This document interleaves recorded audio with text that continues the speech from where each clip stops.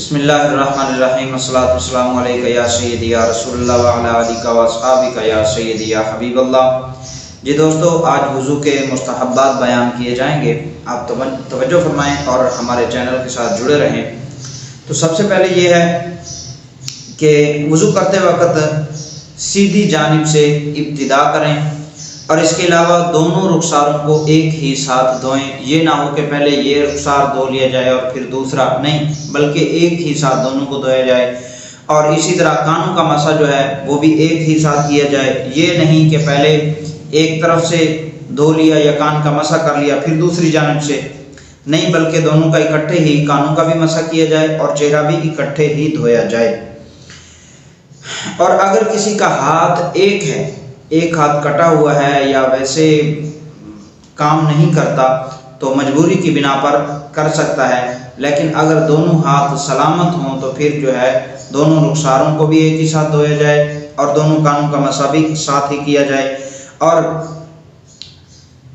انگلیوں کی پشت سے گردن کا مسح کیا جائے۔ انگلیوں کی پشت یہ جو ہے یہاں سے گردن کا مسح کیا جائے۔ اور وضو کرتے وقت رخ قبلے کی جانب ہونا چاہیے، اور اسی طرح اونچی جگہ بیٹھ کر وضو کرنا چاہیے۔ اور وضو کا جو پانی بچ جاتا ہے، وضو کا بچا ہوا پانی کسی پاک جگہ پہ گرانا مستحب ہے۔ اور آداب میں سے یہ بھی ہے کہ وضو کا جو پانی بچ گیا ہے اس کو کھڑے ہو کر پیا جائے، یہ اس کے ادب میں سے ہے اور جو ہے یہ مستحب بھی ہے۔ اور پانی بہاتے وقت اعضاء پر ہاتھ پھیرنا چاہیے۔ اس طرح جب پانی بہا رہے ہیں تو ہاتھ پھیرنا چاہیے، اور پہلے تیل کی طرح چپڑ لینا چاہیے، خصوصاً سردیوں میں کہ یہ احتیاط کے زیادہ قریب ہے۔ اور اپنے ہاتھ سے پانی بھرا جائے، کسی اور کو سوال نہ کیا جائے، کسی اور کو تکلیف نہ دی جائے، خود ہی اپنے ہاتھ سے کام کیا جائے، وضو کے لیے پانی بھرا جائے۔ اور وضو کرنے میں بغیر ضرورت دوسرے سے مدد نہ لی جائے، جب تک ضرورت نہ ہو کسی سے مدد اور تعاون حاصل نہ کیا جائے۔ اور اسی طرح انگوٹھی پہنی ہوئی ہے تو انگوٹھی کو حرکت بھی دینی چاہیے۔ اگر بغیر حرکت دیے پانی انگوٹھی والی جگہ پہ جہاں پہ نگ ہے، نگینہ ہے، وہاں نہیں پہنچتا تو پھر انگوٹھی کو حرکت دینا یہ ضروری ہوگا، کیونکہ پانی وہاں تک پہنچانا ضروری ہے۔ تو بہرحال صاحب عذر نہ ہو تو وقت سے پہلے وضو کر لینا۔ صاحب عذر جو نماز کے اندر جو ہے وہ ایک عذر پایا جاتا ہے، وہ آگے انشاءاللہ نماز کے بیان میں بیان کیا جائے گا، نماز کا جو باب آئے گا اس میں بیان کیا جائے گا۔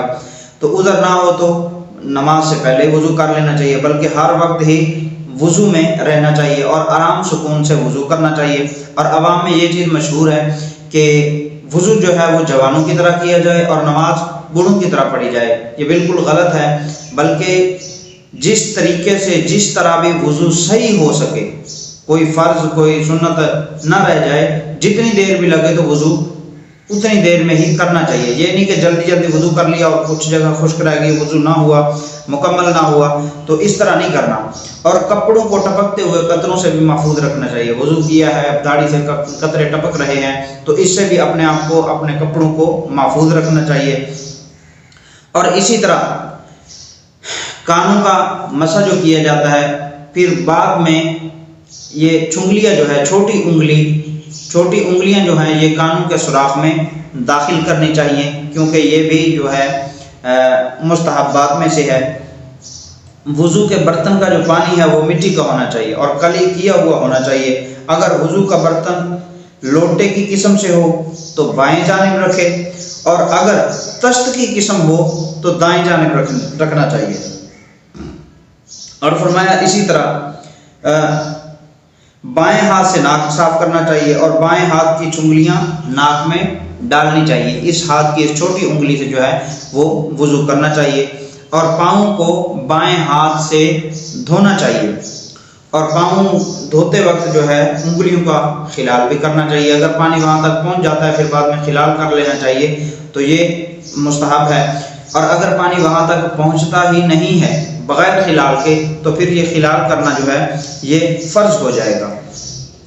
تو ہر وضو کو دھوتے وقت یا مسح کرتے وقت نیت وضو حاضر ہونی چاہیے کہ میں کس لیے وضو کر رہا ہوں، اور یہ میں جو دھو رہا ہوں یہ وضو کی نیت سے آزاد ہو رہا ہوں۔ اور اس کے بعد جو ہے بسم اللہ بھی کہہ لینا چاہیے اور درود پاک بھی پڑھ لینا چاہیے، اور اشہد ان لا الہ الا اللہ وحدہ لا شریک لہ و اشہد سیدنا محمد عبدہ و رسولہ، یہ بھی پڑھ لینا چاہیے۔ اور اس کے بعد جو ہے مسنون دعائیں جو ہیں وہ بھی پڑھ لینی چاہیے کہ اس سے بہت سارے فوائد بھی حاصل ہوتے ہیں۔ اور آسمان کی طرف منہ کر کے سبحانک اللہم و بحمدک اشہد ان لا الہ الا انت استغفرک و اتوب الیک اور کلمہ شہادت اور سورۃ